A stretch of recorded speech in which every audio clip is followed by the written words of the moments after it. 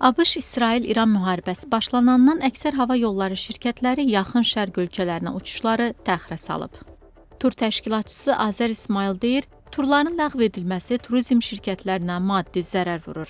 Azərbaycanlı turistlər xarici turistlər də Azərbaycana gələ bilmirlər. Azərbaycanda Abu Dhabi, Şərm əl-Şeyx, Doha, Tayland, Şri-Lanka, Maldiv adaları, İndoneziya, Vyetnam, Filippin və digər istiqamətlərə xarici turlar ləğv edilir.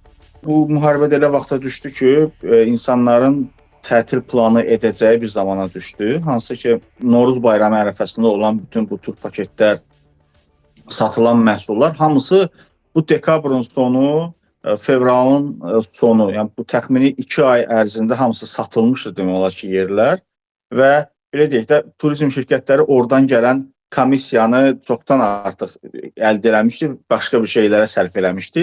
İndi bu turların hamısı qayıtdıqca bu komissiyalar da təzədən müştərilərə qaytarılmalıdır təbii ki.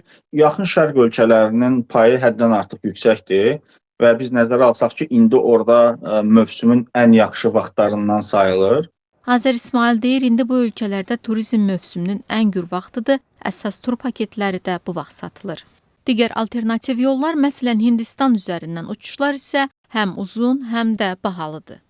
İqtisadçı Natiq Cəfərli deyir, hava məkanının bağlanması təkcə turizm şirkətlərinə deyil, bütün sahələrə mənfi təsir göstərib. Son zamanlarda populyarlıq qazanan istiqamət Körfəz ölkələri idi. Azərbaycandakı otellər də, restoranlar da, hətta turlar da məsələn bu Körfəz ölkələrindən bu ərəb turisti deyilən anlayışa köklənmişdi. Onlara çox böyük ziyan dəyəcəkdir. Turizm bir tək tur satmaq deyil, axı bir aviabilet deyil. Oteldir, kafelerdir, restoranlardır, hətta ticarət mərkəzlərdir. Yəni onlara da ciddi maddi ziyan dəyəcək. Azərbaycana 2025-ci ildə Körfəz ölkələrindən 200 minə yaxın turist gəlib. Bu, ölkəyə turizm məqsədi ilə gələnlərin hardasa 11%-dir. Azərbaycandan isə Körfəz ölkələrinə 150 min turist gedib. Bu da turizm məqsədi ilə xaricə gedənlərin təxminən 13%-dir.